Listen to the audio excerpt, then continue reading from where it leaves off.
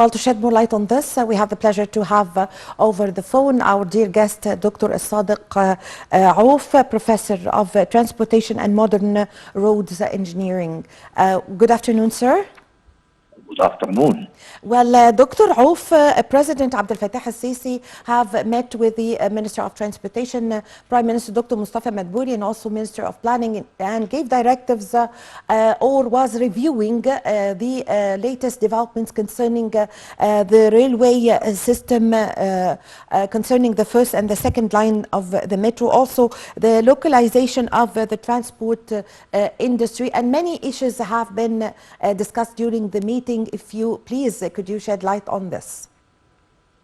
That meeting, which was held yesterday, dealt with following up on the executive position of the investment plan for transport sector projects at the level of the Republic.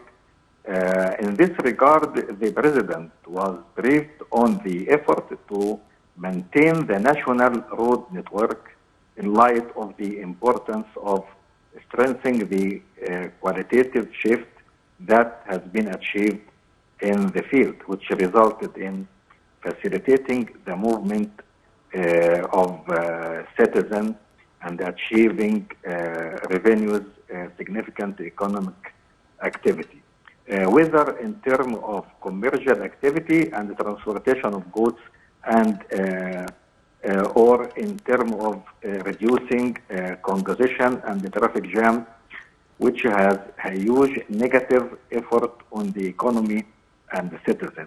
Yes, this is a very important point, sir.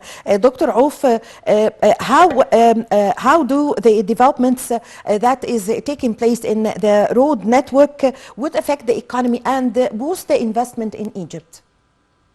For the economy, to reduce the time of transportation and also cost of transportation, that should have a positive effect on the price of the item itself.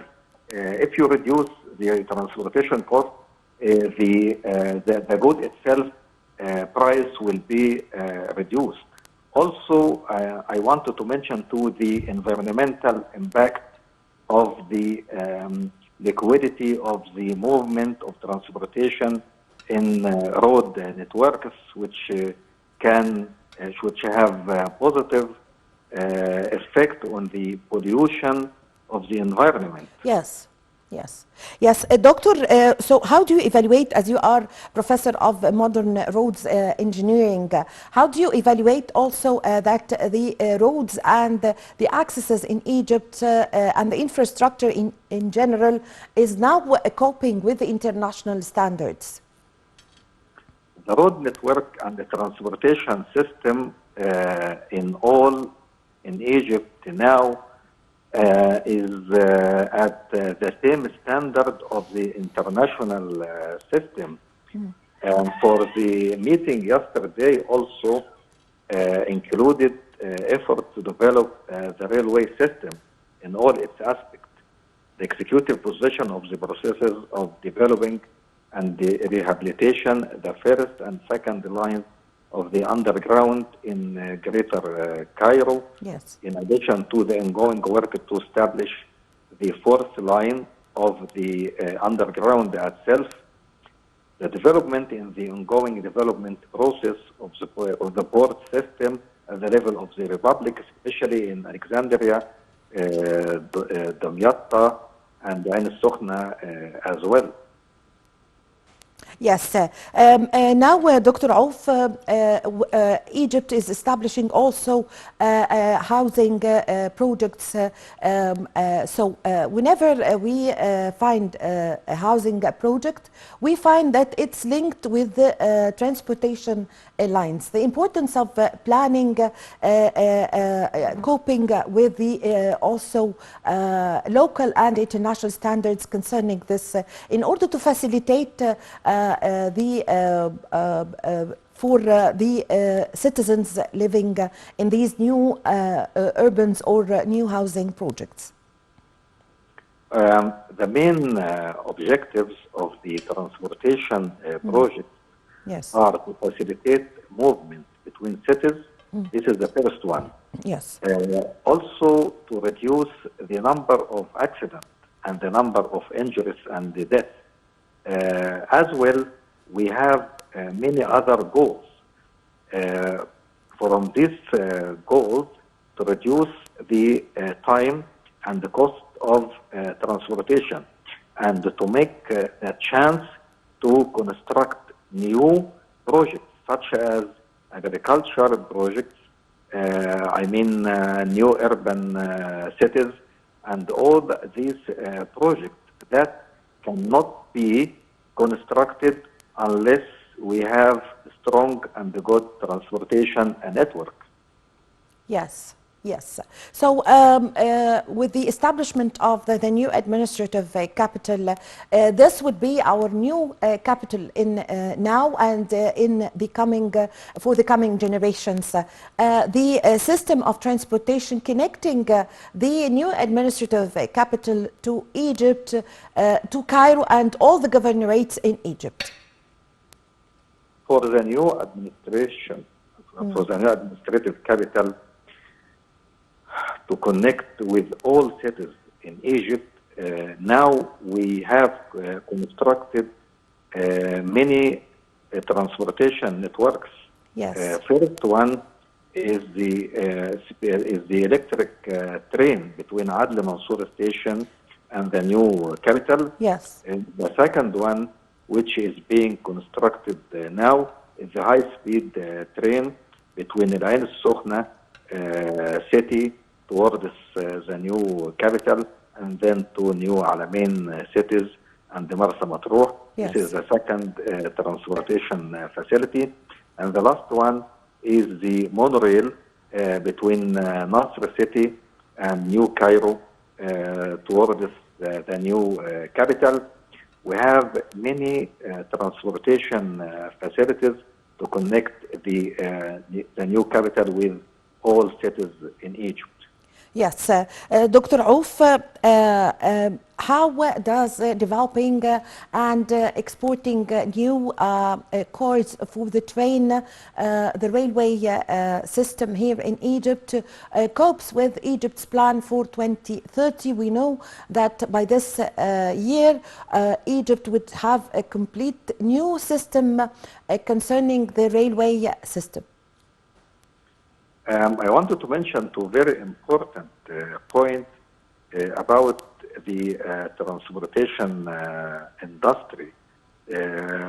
Egypt now tries to localize the transportation and railway industry in partnership with the private sector, which are efforts that have reached and advanced stages within the framework of providing components for means of transportation at the national level. Transportation system in Egypt, we need to complete and continue the industry to cover our needs, especially in railway vehicles and other facilities, to save the currency from we are also on our way to not importing railway vehicles, to save the foreign currency and for our economic sector. Yes, yes. Also, the whole Egypt is connected. Also, there is lines of transportation that would take citizens from, for example, Al Ain al-Sukhna to the new Alamein city. So, give us an idea about this, please. This is not a tram. This is high-speed. Yes, of train. course, the high-speed train. Yes.